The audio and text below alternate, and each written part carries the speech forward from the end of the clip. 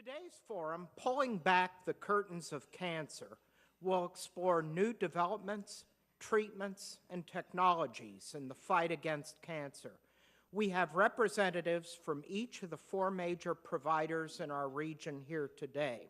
So please welcome Chief of the Division of Hematology, Oncology, and Bone Marrow Transplantation at Nationwide Children's Hospital, and a faculty member at The Ohio State University College of Medicine, Dr. Tim Kripe, Chair of the Ohio Health Oncology Clinical Guidance Council, and physician at Riverside Radiation Oncology, Dr. Praveen P. DeBay. From the Mark H. Zangmeister Center of Mount Carmel Health System, Dr. Jerry Mitchell, and the director of the James Thoracic Center at Ohio State's Comprehensive Cancer Center, James Cancer Hospital, and Solov Research Institute, Dr. David P. Carbone, and host of All Sides at WOSU Public Media, and our moderator today, Ann Fisher. Please help me welcome all of our speakers. Ann, take it away. Thank you very much. One of the things about cancer is that when you're not worried about it, you don't necessarily want to know a lot about it. And when you're worried about it, you're so overwhelmed by it that it's kind of either all about you or all about your loved one, your friend, and not about the larger implications and the really exciting information, the exciting news in cancer research and care that's going on in the world today. So I'm really looking forward to the conversation. Dr. Kripe, your clinical interests include gene and viral therapies for solid tumors in children, including brain tumors, neuroblastoma, and bone and soft tissue sarcomas. While the rest of us are worried about everything from the flu to enterovirus B68 to the Ebola virus, you are investigating the use of viruses that selectively infect and kill cancer cells. This is an interesting turn of affairs. Tell us about where this comes from and where it's going. Sure, and thank you to CMC and all the organizers here for having us. It's a privilege to be here. And you're right, Ann, we are looking at trying to turn one human scourge against another, and that is to harness the power of viruses to infect and kill cells, to infect and kill tumor cells as a new kind of therapy. As you may know, in pediatric oncology, we've had a lot of successes over the years in terms of group clinical trials and figuring out how to use chemotherapy and radiation and surgery, and we now enjoy good cure rates of upwards of 85 to 90% for some of our more common cancers like leukemias. But unfortunately, we haven't made progress in other kinds of cancers, particularly solid tumors that have metastasized, that have spread to other parts of the body, and there's a lot of challenges yet that remain in pediatric oncology. We think we've hit sort of our limit of being able to use chemotherapy, radiation, and surgery. We've maximized the drug doses, the amounts, the timing that we can give, and we need something different. And there's a lot of exciting things coming down the pike being developed at major research centers around the country. And one of those is immunotherapies, where we're harnessing the body's own immune system to attack the tumor. And so the viral therapies that we're using are taking viruses that are been engineered to not cause disease anymore. And maybe someday we can do that with Ebola, who knows? But these viruses are attenuated. They're kind of like a live virus vaccine, and they retain the capability to replicate in and kill tumor cells without doing that in normal cells. And in so doing, they also elicit an immune response against tumor antigens, so they're kind of a multi-pronged way of fighting cancer. It's experimental at this stage, and we're studying that in the lab and also in some clinical trials in patients, and it's a real hot area of research. How do you know which virus? Are you looking at certain, is the modality of the virus? Is it just, how do you decide which virus might be a candidate for this? So it turns out cancer cells are, in general, vulnerable to virus infections more so than normal cells. In order to, if you look at a virus-infected cell, what does the virus want the cell to do? It wants it to make a lot more viruses. It wants it to rev up the protein-making machinery, the DNA, RNA, all the metabolism of a cell needs to be revved up to make a lot of viruses, which is the same thing that happens in a tumor cell. So in so doing, in becoming a tumor cell, they're sort of already automatic virus factories. And there's some defense pathways against viruses that cells have normally called interferon pathways that are often defective in cancer, making them also vulnerable to virus infections. So really a lot of different groups around the world are trying many different kinds of viruses, measles virus, polio virus. We do most of our work with herpes simplex virus, the cold sore virus, adenovirus.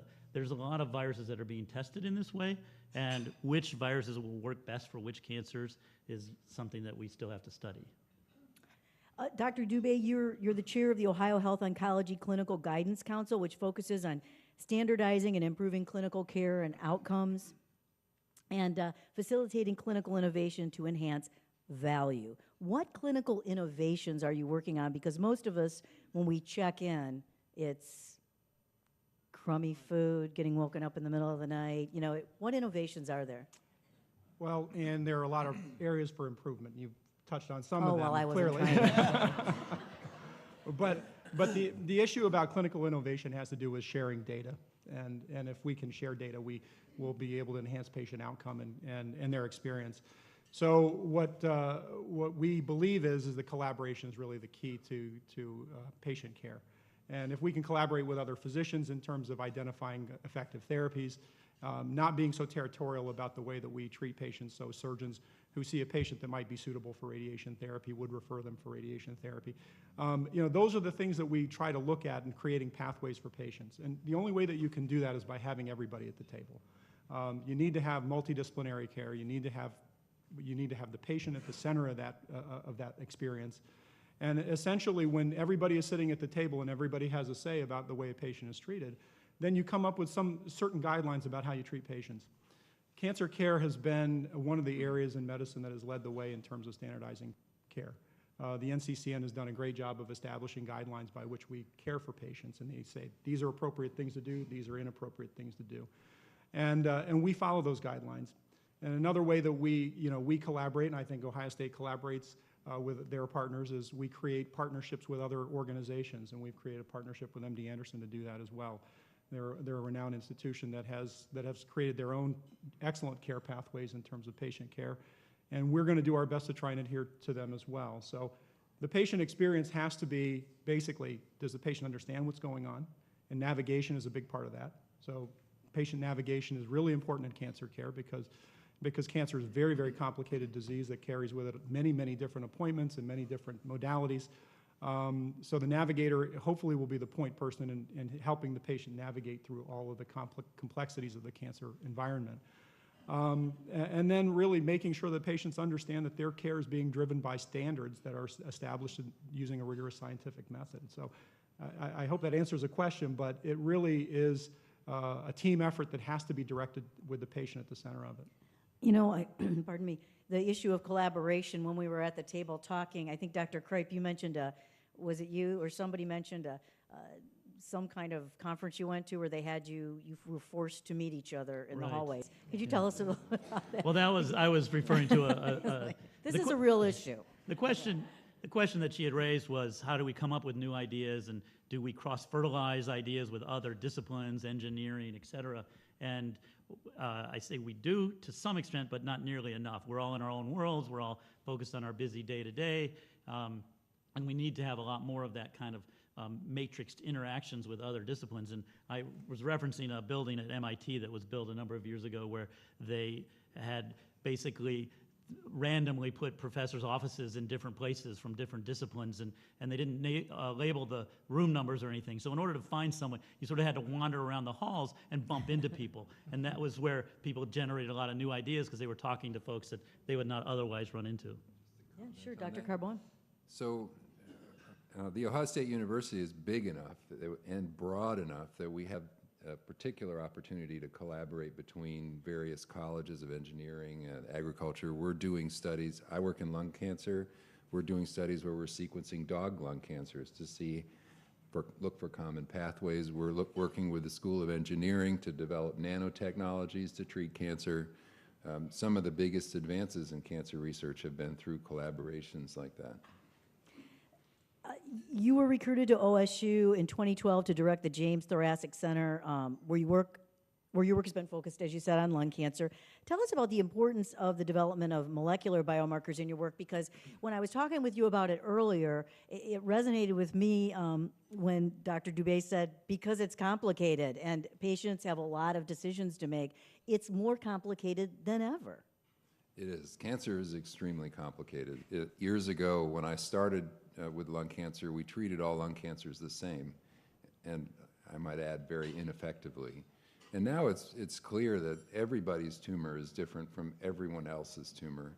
And as a standard of care now, we are doing complex genetic sequencing of patients' tumors and targeting specific medicines designed for that patient's genetic lesions in the tumor.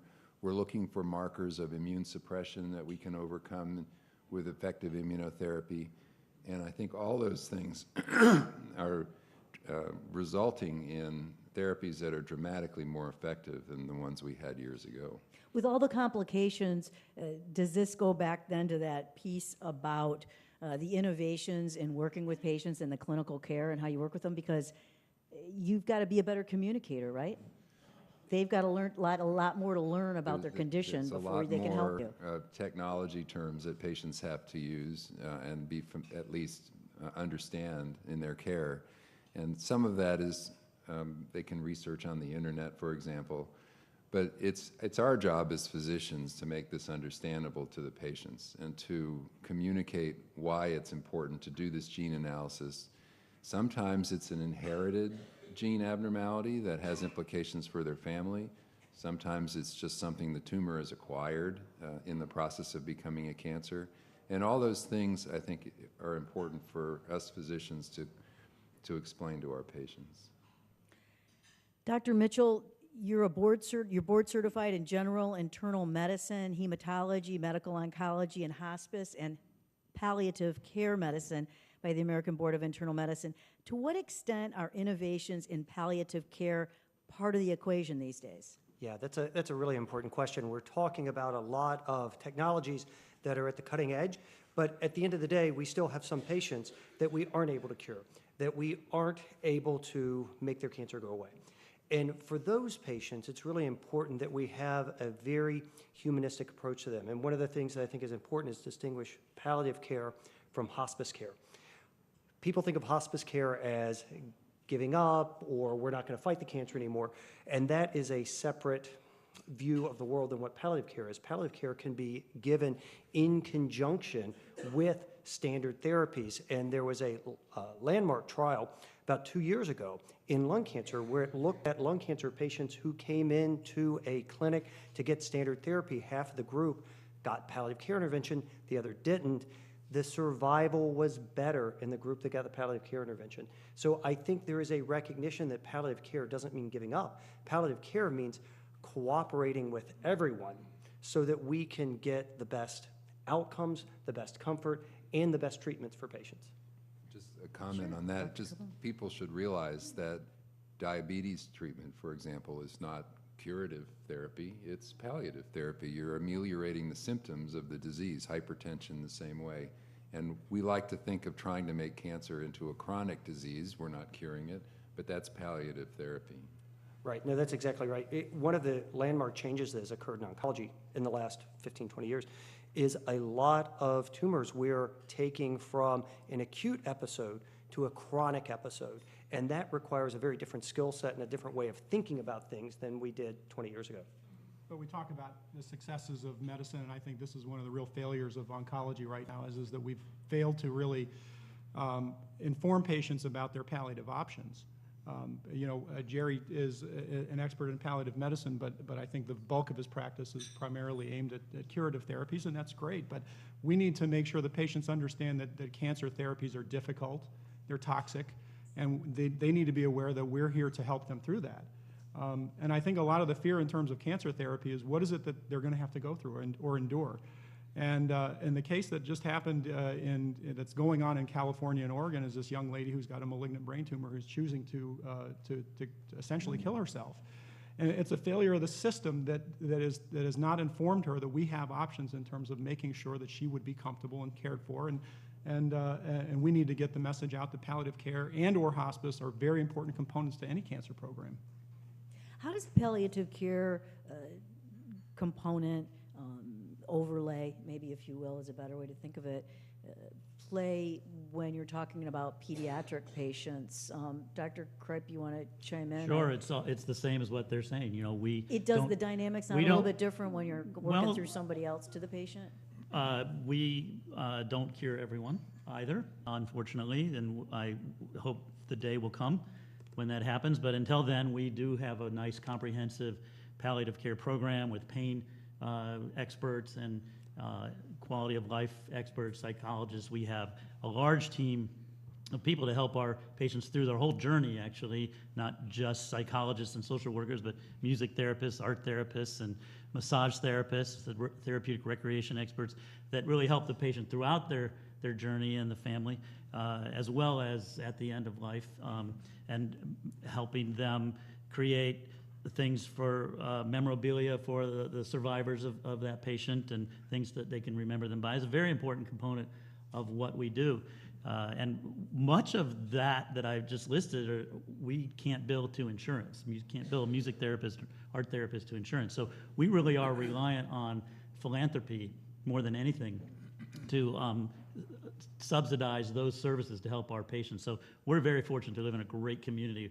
Columbus, I've lived in a lot of different places and worked at 4 of the top 10 children's hospitals in the country, and haven't seen any community this philanthropic and generous as Columbus. So we're very appreciative of that, and it allows us to provide that kind of care. But wouldn't the ultimate goal be, Dr. Mitchell, to have those kinds of therapies, those palliative therapies, recognized for what they are? Oh, and be covered by insurance? Yeah, absolutely. One of the challenges in all of what we do is everything is very expensive.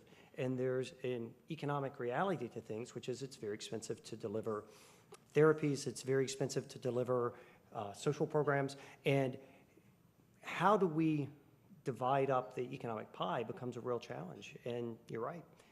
Across the spectrum, we need to pay attention to where we're focusing our energies and not exclude things that are going to really give comfort and care to our patients. Just another comment on that. So in cancer researchers, as a cancer researcher, I think I try to keep my eye on my eye on the prize, however. You know, I want to treat patients with effective therapies that are non-toxic. I have a patient recently that's a university professor, metastatic lung cancer. On average, those kinds of patients would be treated with multi-agent chemotherapy, which would prolong their life in the range of a couple of months. But we put him on an experimental trial with a new immunotherapy, and he calls me up after he gets this, and he said, "You sure I'm not on a placebo?" And I said, "Why?" He said, "Because I have no side effects. I feel totally normal. In fact, I feel better." And his very first scan, his tumor had shrunk by half, and he's continuing on this therapy without any side effects. And so we don't have those situations often enough in oncology. But I think we are looking forward to a day where we can not only be effective in treating cancer, but also minimally toxic. Minimally invasive surgery is another example of that.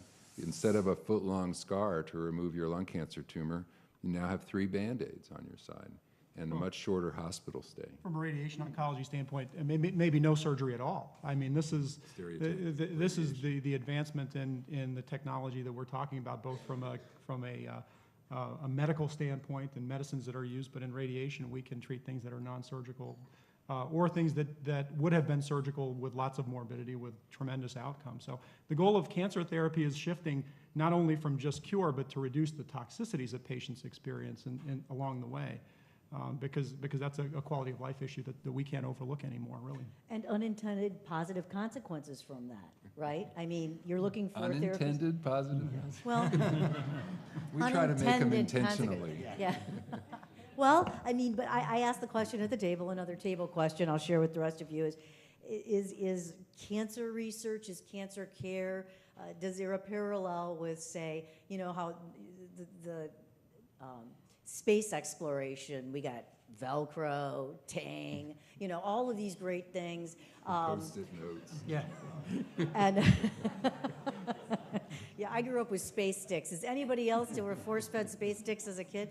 Yeah, all right. So, but anyways, that was not a good outcome of that. But there's lots of stuff that came out of the space program that we weren't necessarily expecting, but came out that help other people, other researchers in other areas. And I was wondering if you could talk a little bit, if there's anything you could share with us about that. Well, cancers tell us about what's really important in how cells work, because there's a switch when a gene gets mutated that turns it on and makes that cell a cancer cell, and that tells us that that gene's important, and that translates into these are normal genes and proteins in normal cells that have normal functions. And we learn a lot about the function of normal cells from studying how they go wrong in cancer. But a lot of the advances we have in cancer research now are technological, just like you say.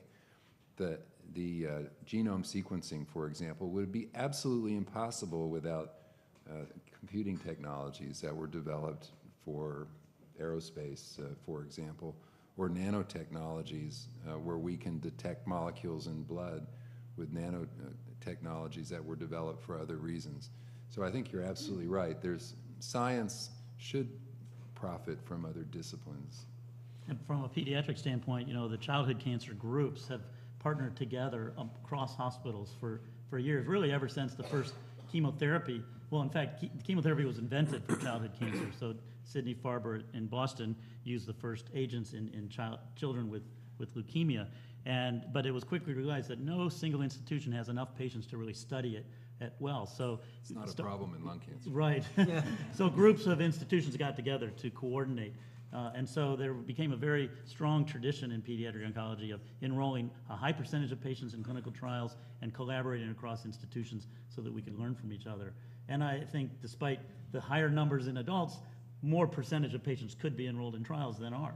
That's been a problem in adults. Well, I want to talk kind of a macro and micro for a second when I get back to this silo issue. Dr. Mitchell, was there a day when they'd say, oh, wait, here comes the palliative care guy down the hall? What's he going to want? I mean, there were the dark ages when it comes to palliative care. It was a little different for me because I was an oncologist first. Okay. So the nice thing about having both hats is if I do have a patient who's not doing as well as I would like, I can continue to see that patient with a continuity of care. What I think would be nice to bring to all of the systems would be a collaborative approach where it isn't a difference between, oh, you've seen your oncologist and now you're switching gears and you're seeing something different. Palliative care needs to be integrated, like we're saying, across the spectrum so that it isn't a switch that's getting flipped. And so that, again, I would love to be sitting here at a time when you didn't need someone that was talking about end-of-life care, and that's where we're looking for. But even dealing with toxicities, that sort of thing, integrating with folks at the beginning, like they did in the lung cancer study, has a lot of value. The last time I interviewed the author Gail she talked. The last book she had written was about taking care of her husband in his final couple years of life, what they went through, and one of her remarks that she made that she wanted to stay with people was the idea of a team, having a health team, not just working through one individual. And I was wondering, what about the idea of teams? Do you guys work well in teams? Absolutely, that's essential. Yeah. It has to be teamwork. Was it always like that, though? I think it's been like that traditionally because we've always had a tumor board, which is a team of radiation oncologists and surgeons and pathologists and oncologists and psychologists, everyone getting together to discuss each case. But that's become more important as time has gone on with the complexity of care and the options of treatment, to have that kind of discussion and team to take care of the whole patient. Well, we now have molecular tumor boards where we go over a patient's gene sequencing information in that same context as well, so the scientists can think of things that clinicians might use for that patient. But there's always room for improvement. I mean, Jerry said that, he has the ability to have continuity between a patient that he sees for curative intent that suddenly becomes incurable. When we hand off our patient to a palliative care team, we need to make sure that we communicate with that team, because we want them to know that they have options with respect to systemic therapies or radiation therapies. And they need to be aware of what that patient's condition and prognosis is before they counsel the patient with respect to either hospice or other measures. So there's always room for improvement, and I think that's the way cancer care is going, is collaborative. I mean, the number of tumor boards that all of us have to attend in any given week is enormous, but it's of great value to patients. And so the more we discuss each individual patient, the better the outcome is going to be. But you have to realize that the relationship of especially I think a medical oncologist with a cancer patient, potentially an incurable cancer patient, is an intensity of a relationship that's not found with your allergist or your dermatologist or your colonoscopy person. It's often with our patients in metastatic lung cancer, you see them every 3 weeks for the rest of their life. And you are their partner in their battle against lung cancer until we finally say no mas and transition to hospice. And so there's a difference in the intensity of care from a medical oncologist. The other part of the team I think that's important is the research team. So we have clinical trial experts, not just physicians, but nurses, research nurses, and clinical research associates, people who handle all the regulatory aspects of clinical trials, make sure that all the right orders get placed for patients who are on clinical trials. We have our PhD scientists often come to tumor board to integrate and interact, and we also have robust programs to collect tissues and store them and use them and establish new models of different cancers we can study in the laboratory. And that's all very important as part of the team, too, to make sure that we move the field forward. Dr. Mitchell? What I was going to make a comment. I agree 100% with Praveen about collaboration. One of the challenges for palliative care doctors is they are not up to date typically with all the rapid advances in oncology. And you may see a patient as a palliative care physician and think, well, there aren't any options, but in fact there are. I have seen myeloma patients, which is a blood cancer, come in and you just think they're going to do terrible, but we have so many new tools that you can change the course of that disease. So collaboration between the treating oncologist who knows what's going on at the cutting edge, or for example in lung cancer, where you have these molecularly targeted drugs that people who have a performance status that you don't think can tolerate, it's important for the oncologist to bridge that knowledge divide with the palliative care team. So collaboration is paramount. Are these teams, when you're talking about the boards and so forth, are these teams that the rest of us would necessarily recognize? So does the patient necessarily think of themselves as having a team on their side? Or are they usually working just through one or two person, or maybe a nurse practitioner who works for the specialist? Well, one thing that we've done in thoracic oncology is we all of the treating members of a particular team see the patient in the same clinic. And so we have thoracic surgeons, thoracic medical oncologists, radiation oncologists, pulmonologists, all in the same clinic. And if I have a question for my surgeon, I just turn around and I ask him, and he can see the patient the same day. And so in that setting, it becomes obvious to the patient that it's a team effort. Sometimes it's behind the scenes, but I often tell the patient that we discussed their case at one of these tumor boards and recommended this course of action for you. And that brings them great comfort. I think everybody who has cancer and you tell them that their case is being discussed at a multidisciplinary tumor board and that there are multiple specialists and disciplines that are represented, they like that notion and they feel comforted by that notion. And likewise, we have the same circumstance where, if a patient needs to be seen by a radiation oncologist the same day he's seeing a medical oncologist, we make the accommodation. They then know that it's a multidisciplinary approach. I think they are aware for those reasons, but it is more like an iceberg. There's a larger team at play behind the scenes. Right. You and I were talking, Dr. Cripe, early on, and I'm just wondering how it applies to the rest of you too, as far as the funding for child studies. What a struggle it is, because even though it's something that's always on our minds, sick children, there aren't as many of them. Right, so fortunately, childhood cancer is rare. Unfortunately, it does happen. There are 14,000 or so cases newly diagnosed every year, so about every 30 minutes. So during this lunch, another couple families around the country will be devastated. But that's not nearly the numbers, as David said, even just for lung cancer.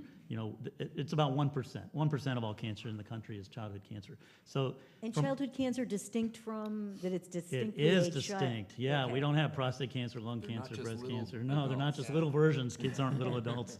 They're unique biology. They're different. They probably come from. We don't know what causes most cancers. There are some families that have inherited genetic problems that put them at risk, but most of the cancers in childhood are probably some developmental error as the body's forming or as it's growing that something happens and the cancer forms.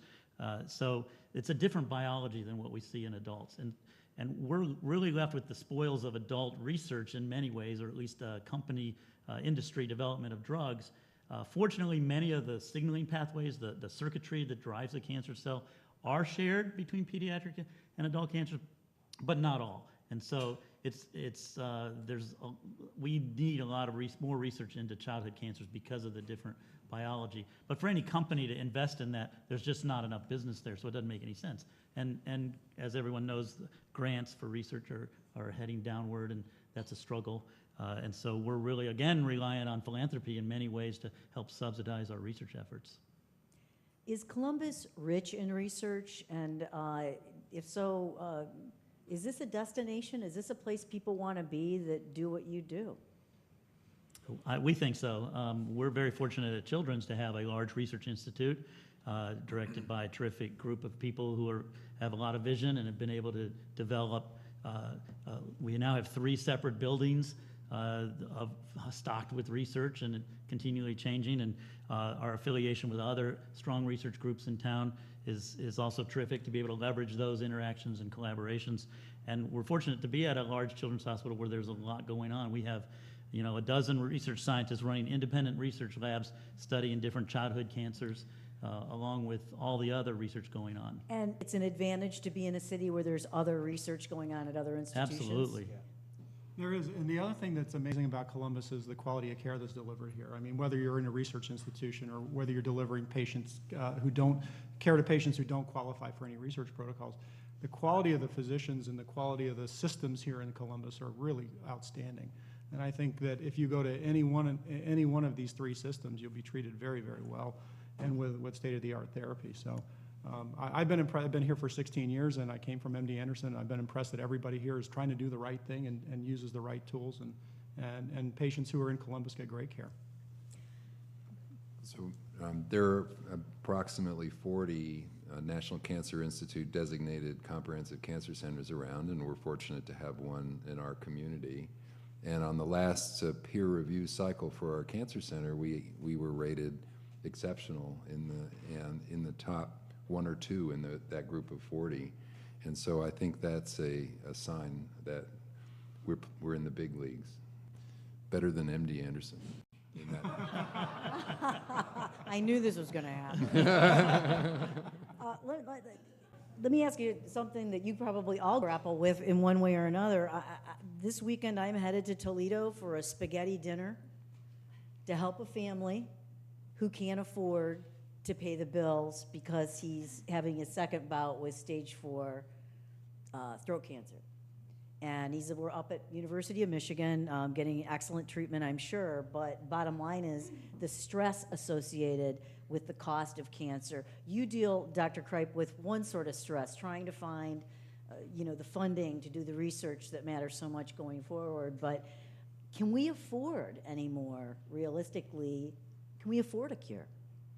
Well, the cost of some of these medicines is mind-boggling. I had a recent patient who had a BRAF V600E mutation, but he was a lung cancer patient, and this combination of drugs was approved for melanoma, but not for lung cancer. And we were trying to get the insurance coverage. We got our Ohio congressperson to weigh in for it, but the patient said, I can't wait. And 1 month worth of therapy was $27,000. And he said, I'll just pay for it. And so he paid for it, and he started on it, and he had a beautiful response of his tumor. And then his insurance company decided to reimburse him. But that is not unusual for modern cancer therapeutics right now. They are incredibly expensive. 15, 20, 30,000 a month is not uncommon. That immunotherapy I told you about is about $27,000 a month. On a clinical trial, it's free, but it'll be approved soon. So the goal is to take it out of trials and put it into use, and then it hurts. Get as many of us Columbus residents on the trials as possible. And this is where we are victims of our own success. As we get better at the genetics of it, each tumor becomes individual, and therefore designing a therapy for one person becomes very expensive.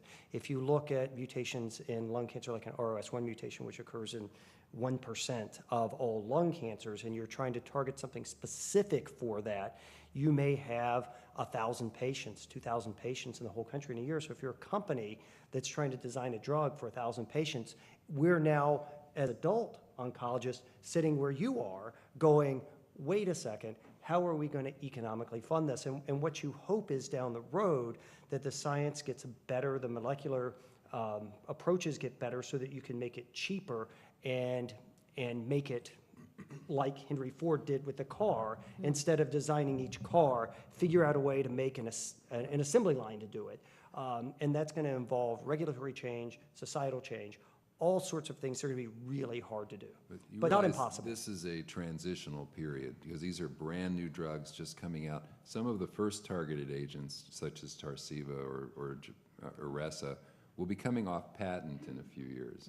And so we will see in 10 or 15 years, a lot of these drugs will be off patent and will be much, much cheaper. And in the meantime, we'll be discovering new and better drugs.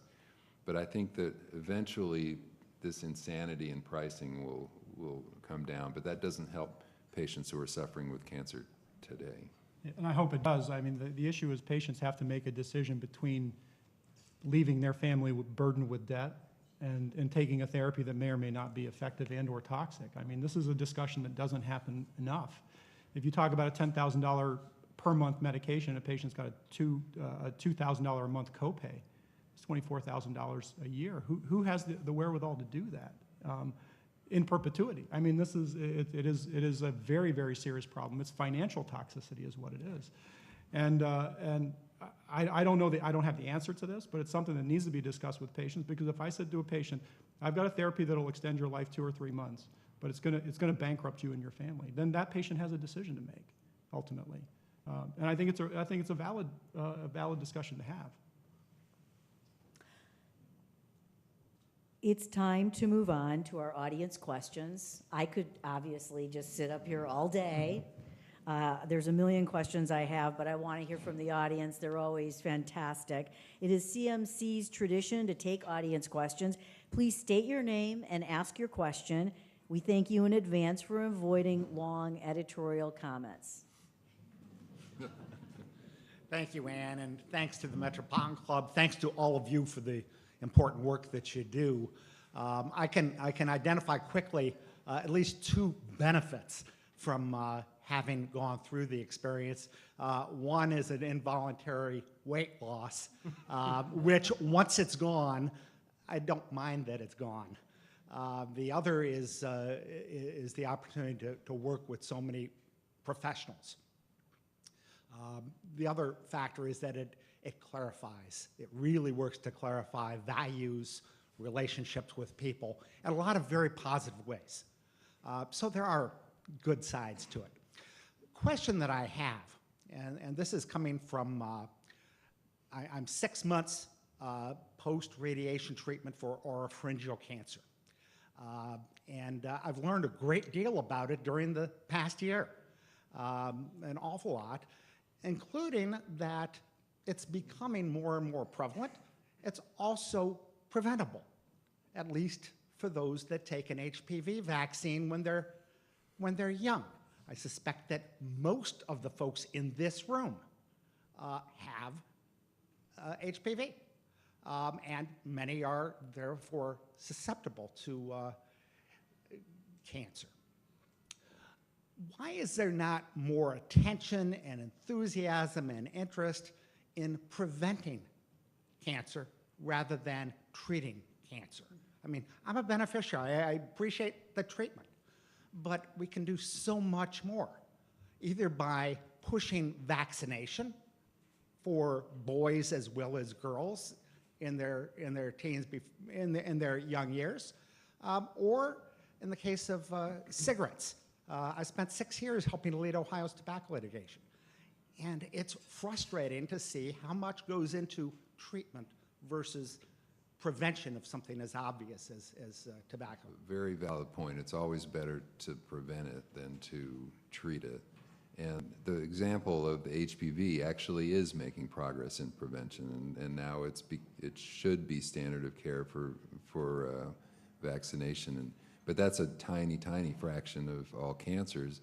Smoking is the 800-pound gorilla in the room, and even though there's 25,000 people a year that get lung cancer who never touched a cigarette, that's something that not a lot of people realize.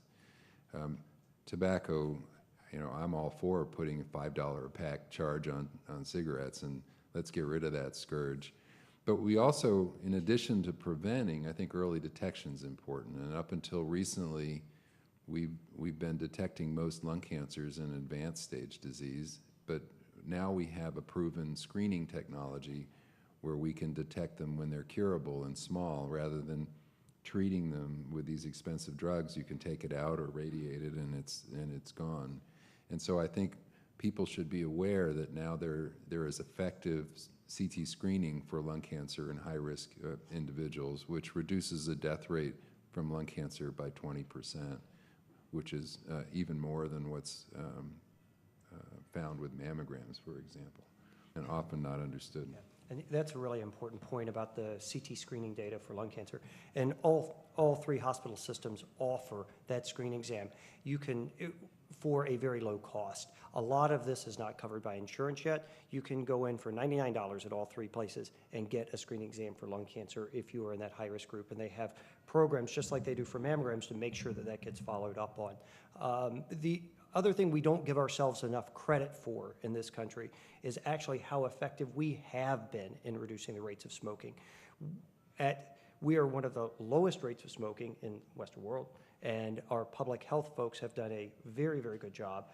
We can always do better, but we really should be proud of the job we've done over the last 30 or 40 years at reducing smoking rates. I was at a cancer meeting in Madrid, Spain 2 weeks ago. I couldn't find a table to eat lunch where I wasn't surrounded by smokers. It's pretty remarkable. But you don't see that at U.S. cancer meetings. Yeah.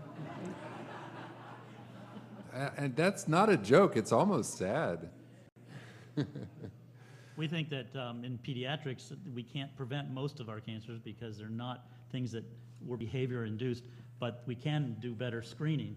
And so one of our faculty actually created a program for a lot of the high schools in town, and we trained a lot of our pediatric residents to go out to teach testicular self-exams and breast self-exams and talk about the hazards of smoking and try to prevent those habits from taking hold early on. Obviously, we need to do better in that, and we're going to continue that effort. There's also a tremendous skepticism about vaccinations too, and I agree with your point about HPV vaccines. We don't know enough, we don't get enough information about it even from our pediatricians. I've had both of my adolescent girls vaccinated with this, and it wasn't even brought up by her pediatrician. This is a known vaccine that is effective, and we can't let the voices of the uninformed drown out the voices of science. I think, if we've got an effective treatment and/or vaccine, we need to get the word out. And there are a lot of people who are anti-vaccine, but I think that's a dangerous path to take to suppress science. Next question. Hello, my name's Amir Allen. Just someone who's concerned and lived a lot of experience and seen a few people pass from cancer and fight with it. But it's caused me to do a lot of personal research. And I guess one of the questions I have is there a document that states what many of the things are to avoid the causes of cancer? Well, as we talked about, cancer is very diverse, and there are many causes for many different cancers. Many of them are relative risks, where it increases your chances of getting a cancer, but when you talk to a specific person, it's almost never possible to say your cancer was caused by this, that you should have done differently. So that's a very difficult question. There's no document that I'm aware of that enumerates all the causes of cancer. It would be very large. There are documents, though, or research on things that you could do to lessen the chances of the risks of cancer. the kind of vegetables you eat, and that kind So of. obesity, smoking, those kinds of things, radon in your basement, I mean, those are all things that are very clear. But Use beyond sunscreen. that, sunscreen, Yes, that is a really huge, important point, is sunscreen for melanoma. If you look at Australia, they have dramatically dropped their rates of melanoma by having public health campaigns for sunscreen. And it's relatively easy. I had a patient with melanoma on the bottom of his foot, and he remembers getting sunburned on the bottom of his foot one time, and that's probably where it came from. So, just another question real quick. Something that I found, do you gentlemen know of Hiromi Shinya? And are you aware of any of the findings of his research? The name doesn't ring a bell. Doesn't ring a bell. Okay, he's gosh, and I read his book, but I don't remember exactly what. He was head of his division in a hospital in Japan, and he's head of one here in America as well. And he's done a lot of different research on it. Okay. Thank you But- so much. Thank you. Good afternoon. I'm Jeff Stevens with the American Cancer Society Cancer Action Network. And Dr. Carbone, come on, let's do that tobacco fight, please. We need all the help we can get. Our rates in Ohio are actually going up, one of the very few states in the country. So we've been down there fighting that fight, and all of you and your systems are behind us, so thank you. Just yesterday, we were in another room here with 35 medical professionals from around the state with your colleagues, Dr. Von Gunten and Dr. Santa Emma, and from your peers too, and talking about palliative care and what we can do from a public policy standpoint. And I appreciate all the conversation today around that. I didn't expect it, so I'm happy for it. So I can ask you, because I think your perspective is probably a little different than those guys. But we had in the room social workers and RNs and pharmacists and oncologists, MDs, DOs, the whole team that makes up that palliative care team. And we at the American Cancer Society believe that palliative care should be undertaken from the onset of that diagnosis. You know, the team working all the way through from the beginning on. And I think all of you have alluded to that, and research shows that it is cost-effective and medically effective. So I'm going to ask you the same question we asked these people, and that's what can we do from a public policy standpoint to build capacity for this system of multidisciplinary palliative care treatment? Yeah, that's one of the challenges is finding a payment system that works so that we can create great new technologies, great new therapies, and at the same time meet our current needs. One of the things that's going on nationally is figuring out a way to work cooperatively. The model is a Accountable Care Organization, ACO, where you try to put all that under one roof so that you figure out how to use resources together. Whether that's going to be the answer or not, who knows? But it really is going to be a matter of figuring out a payment system and a structure system that works so that you can get that to the folks who need it. It also has to be incorporated better into our training of physicians. For example, I make it a point for every patient I see in my clinic to explicitly ask them, are they in pain? You know, do they have nausea? Do they have these side effects? And not wait for them to volunteer that, because you'll find many people can be in terrific pain and they'll just try to tough it out and not talk to their doctor about it. But I think it needs to be brought into early medical education, the importance of symptom management at all levels in cancer patients in particular. Speaking of pain, one of the really challenges from a policy perspective is how do you deal with narcotics? In the world that I work in, I use a lot of narcotics to relieve pain, to relieve suffering, but we also have a substantial problem with narcotic diversion. Figuring out how we can get the appropriate pain relief to the patients while protecting the rest of society is a real challenge. For example, by law, I can't call in a narcotic pain prescription to a patient who's having pain unless they're on hospice. I can only write a 30-day supply. Clearly, folks who are at the end of life are in a different category than other patients, and figuring out a way from a policy perspective to separate that out would be a really nice start. That's all, folks. Thank you so much for your attention. There's some other, yep, here he comes for some more remarks. Thanks again. It's been a privilege. Thank you, Thank you, doctors.